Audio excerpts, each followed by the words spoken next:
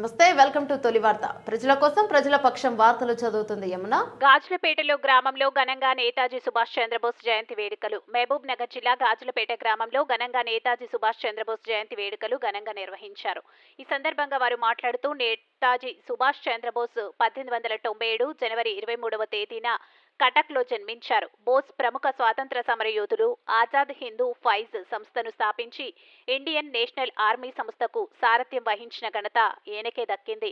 British పాలనకి వ్యతిరేకంగా స్వాతంత్ర పోరాటం జరిపిన భారత ప్రముఖుల్లోని అతి ముఖ్యుల్లో ఒకరు సుభాష్ చంద్రబోస్.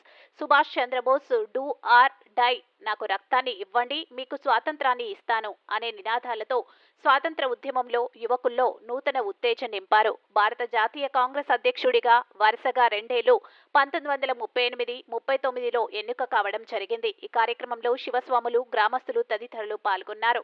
మీ తొలి వార్త న్యూస్ ని సబ్స్క్రైబ్ చేసి, లైక్ చేసి, షేర్ చేయండి. అందరికీ నమస్కారం. ఈరోజు ప్రముఖ స్వతంత్ర సమరయోధులు నేతాజీ సుభాష్ చంద్రబోస్ గారి జయంతి సందర్భంగా మన పాలమూరు జిల్లా గాజులపేటలో నిర్వహించడం జరిగింది.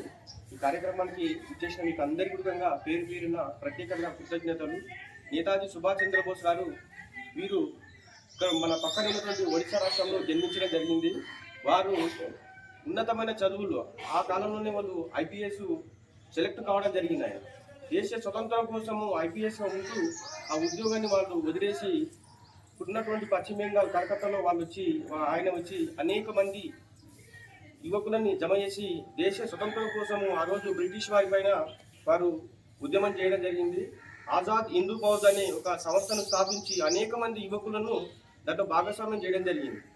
తర్వాత ముఖ్యంగా ఆయన ఈ దేశానికి పంచవర్ష ప్రణాళికలు ఉండాలి, ఈ దేశం ముందుకు వెళ్ళాలంటే పంచవర్ష ప్రణాళికలు ఉండాలని ముఖ్యంగా ఆయన తప్పించి పంచవర్ష ప్రణాళికలకు మొదటిసారిగా రూపకల్పన చేసినటువంటి మహానుభావుడు. దేశ స్వతంత్ర ఉద్యమంలో ఇతర దేశాలకు వెళ్ళి కూడా అనేక మంది యువకులను దేశ స్వతంత్రం వైపు ఆయన మళ్లించడం జరిగింది. ఈరోజు నేతాజీ సుభాష్ చంద్రబోస్ పేరు చెప్పంగానే ప్రతి యువకుని గుండెల్లో దేశ స్వతంత్రము, దేశభక్తి అనేది ఉప్పొంగడం జరుగుతుంది. ఆ మహానుభావుడు 1945లో ఒక విమాన ప్రమాదంలో వారు అదృశ్యం కావడం జరిగింది. మహానుభావుడు ఆయన ఉన్నన్ని రోజులు కూడా బ్రిటిష్ వాళ్ళకు కంటి మీద కునుకు లేకుండా చేయడం జరిగింది. దాదాపు ఆయన బతికున్న దినాలు ఒక 11 సార్లు ఆయనని నిర్బంధం చేయడం జరిగింది. ఆ మహానుభావుని స్ఫూర్తితోనే బ్రిటిష్ వాళ్ళు వెళ్ళిపోతూ మేము ఈరోజు కూడా నేతాజీ సుభాష్ చంద్రబోస్ యొక్క చేసినటువంటి ఉద్యమాల ఫలితంగానే మేము ఈరోజు భారతదేశానికి స్వతంత్రం ఇచ్చి మేము వెళ్ళిపోతున్నామని వారు ప్రకటన చేయడం జరిగింది. కాబట్టి అంత గొప్ప మహానుభావుడు, గొప్ప స్వతంత్ర సమరయోధుడు.